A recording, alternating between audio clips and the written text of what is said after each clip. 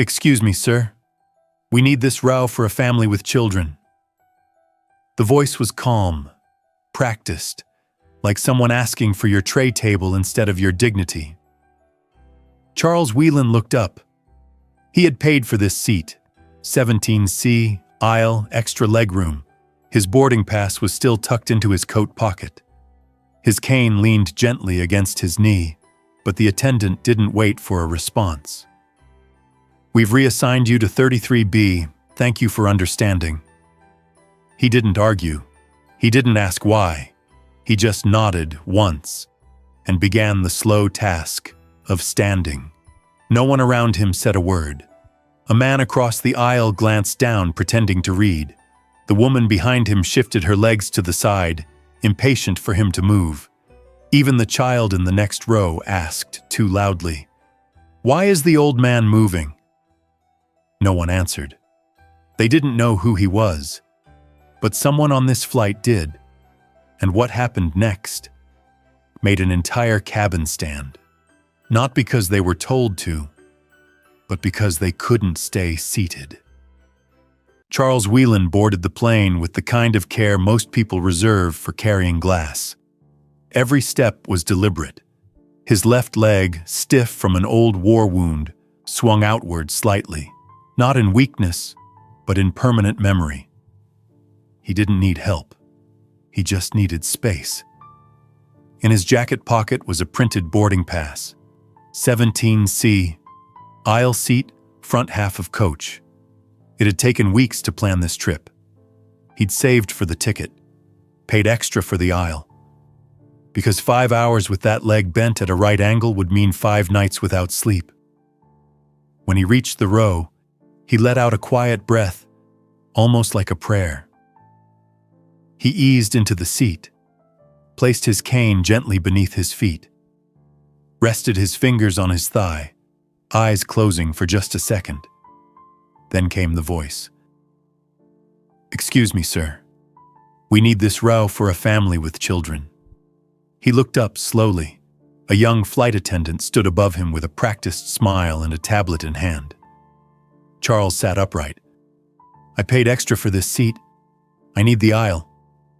"I understand," she replied. "But unless we reseat you, we can't accommodate the family. You'll be moved to 33B. That word hung there. Moved. No apology. No recognition. Just a quiet instruction to make himself smaller. He looked around. A few passengers watched silently. One shook her head, not in his defense, but in frustration. Someone 2 rows up muttered, "Just let them sit down already." Charles didn't argue. He didn't know how to. Not anymore. He nodded once, then slowly, carefully, rose. One hand gripped the seat back, the other pressed against his hip.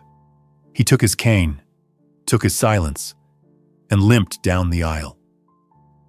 The woman didn't thank him. The passengers didn't notice. He walked past row after row, each face turned toward a phone, a snack, a window, anything but him. He passed Evelyn Price in row 14. She saw the whole thing. And when he disappeared toward the back of the plane, Evelyn's hands curled into fists.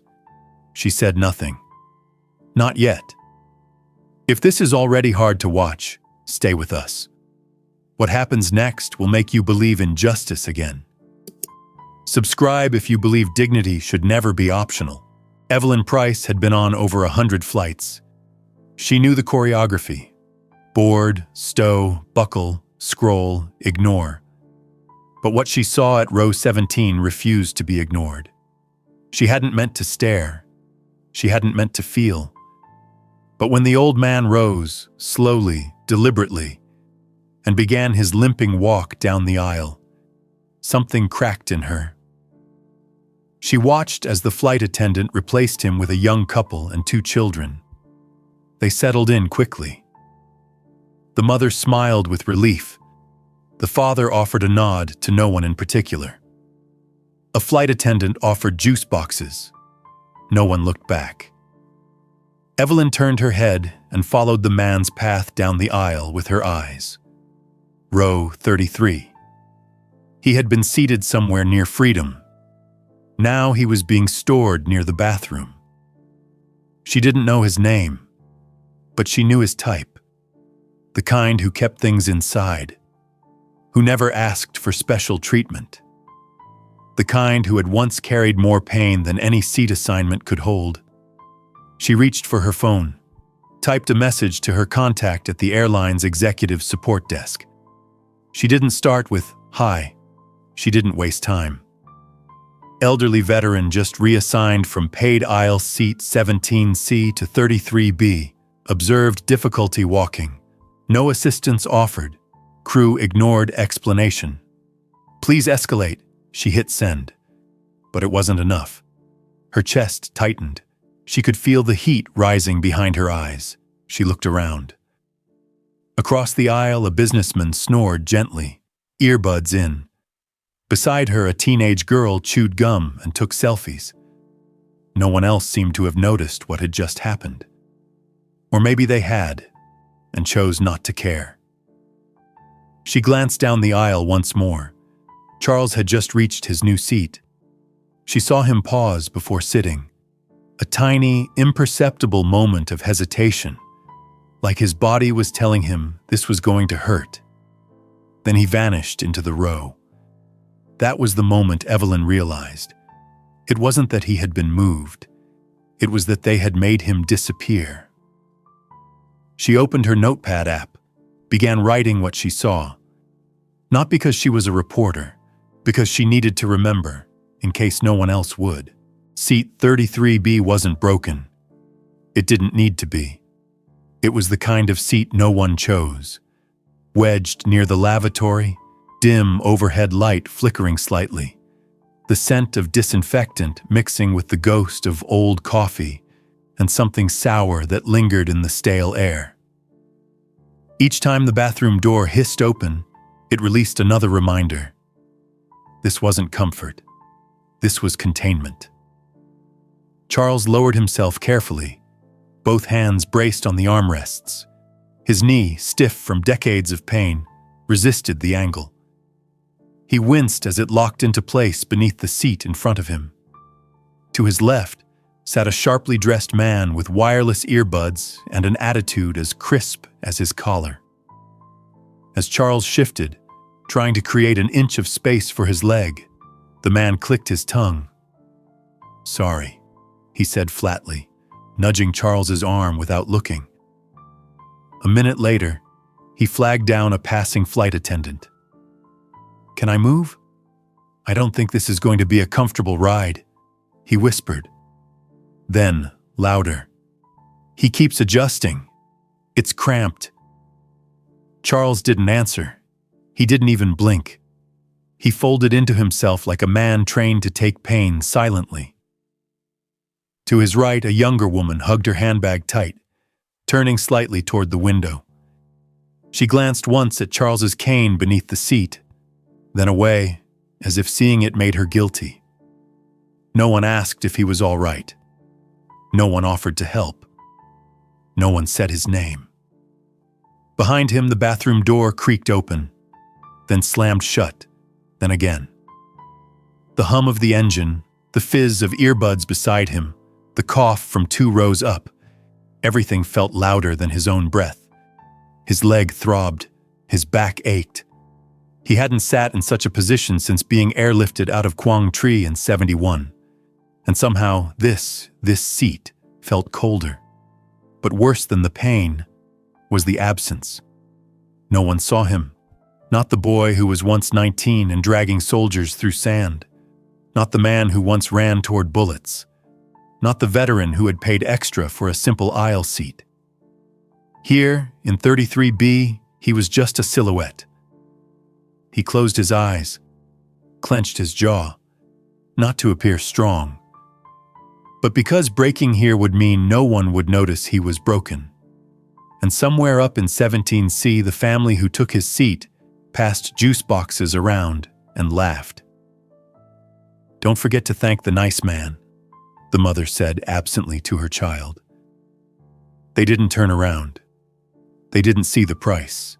Captain Daniel Rourke had never made a cabin announcement like this before, because he hadn't spoken yet. He stepped out of the cockpit not as a pilot, but as a Marine. Each step down the aisle was deliberate. He didn't break stride. He didn't explain himself. He didn't need to.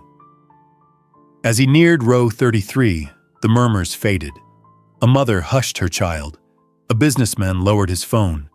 Even the in-flight crew froze. Charles looked up, confused. He didn't recognize the man in uniform, but the man recognized him. "Staff Sergeant Charles Whelan," Rourke said, his voice even, his back straight.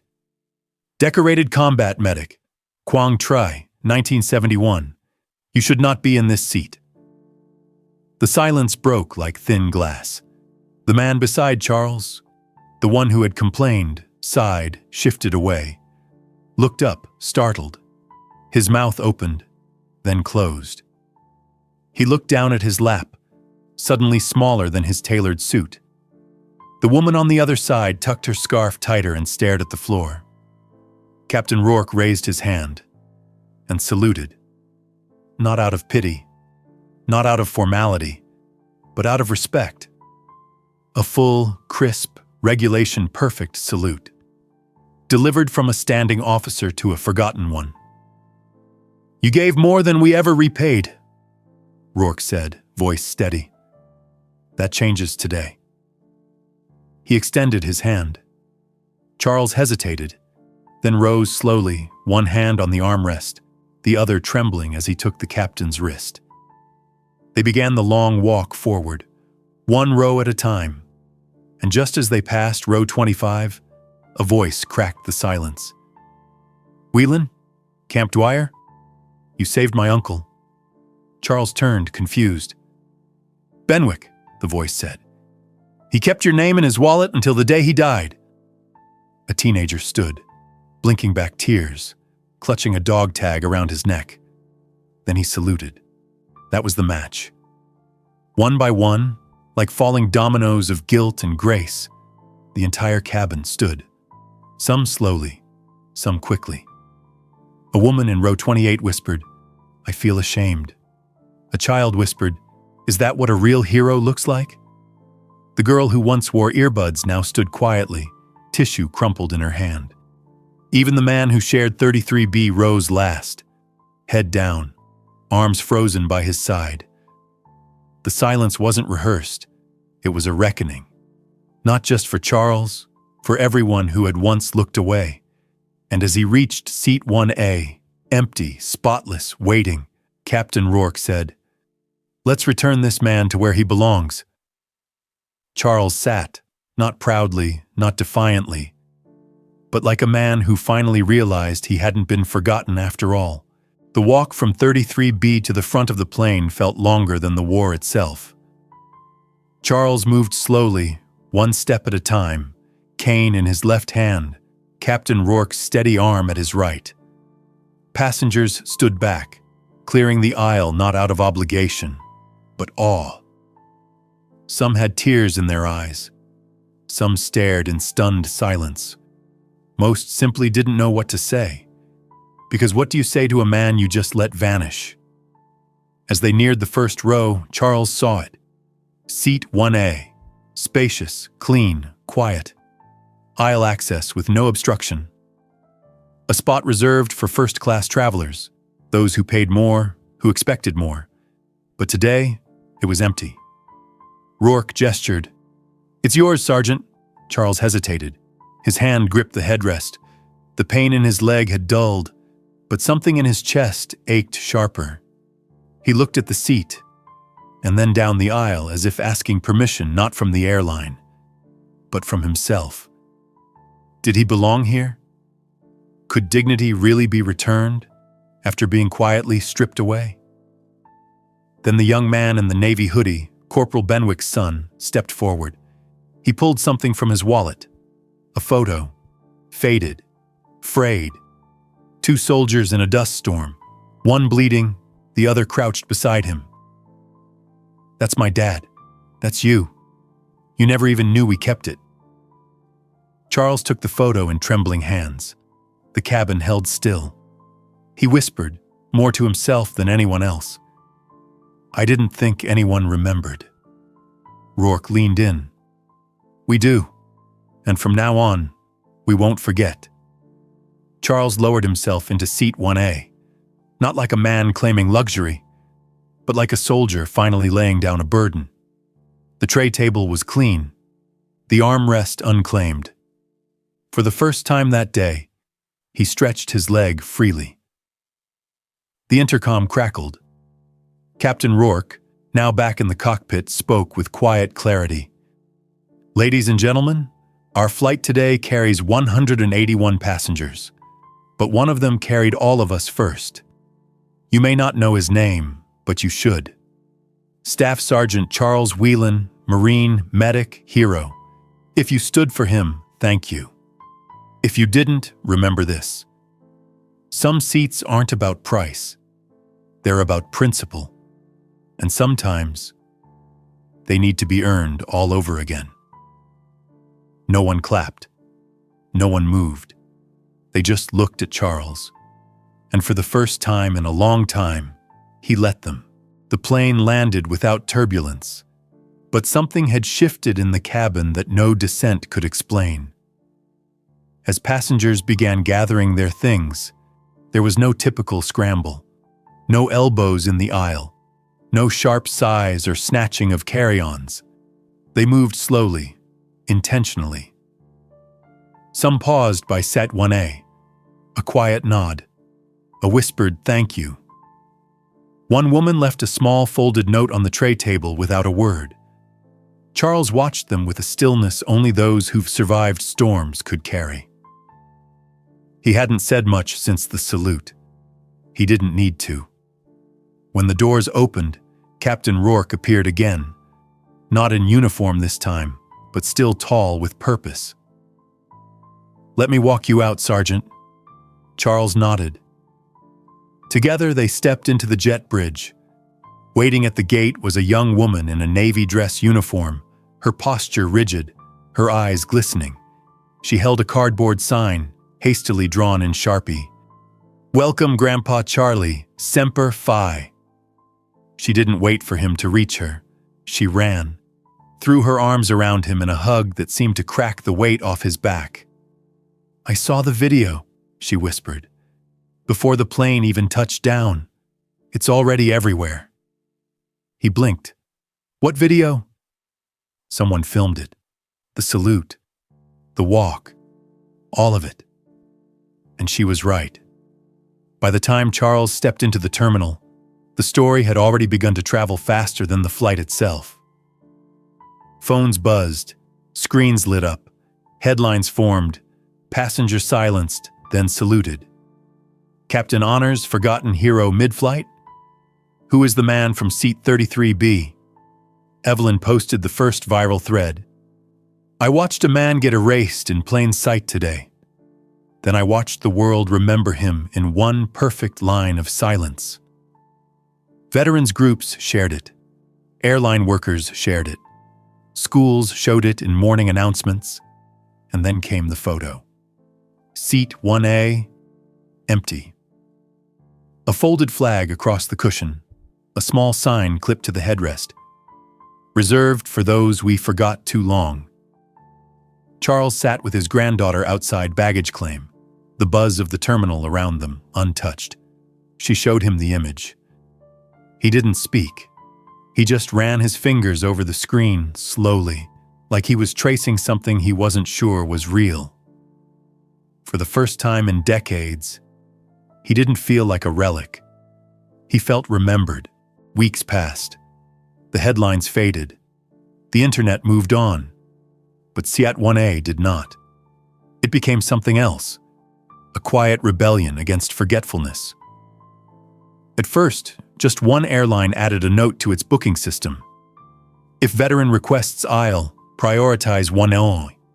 Then another posted a photo of Charles with the caption, "Not just a passenger, a reminder." Soon, small placards began appearing in first-class cabins across the country.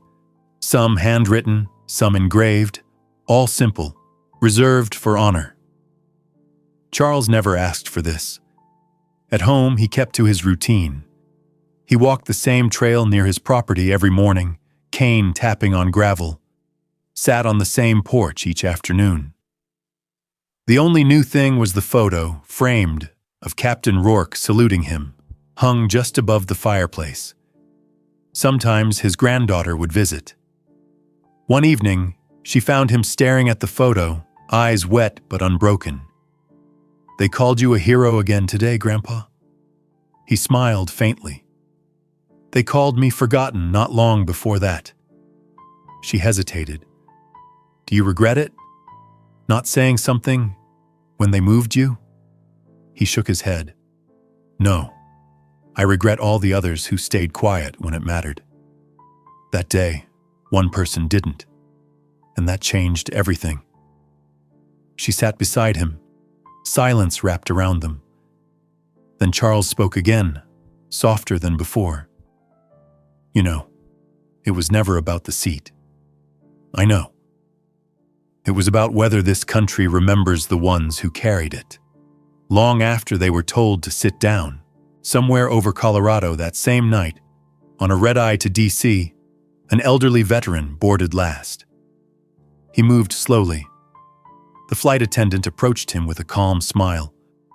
"Sir," she said, "would you be comfortable in Set 1A? He blinked, confused. "I didn't book that."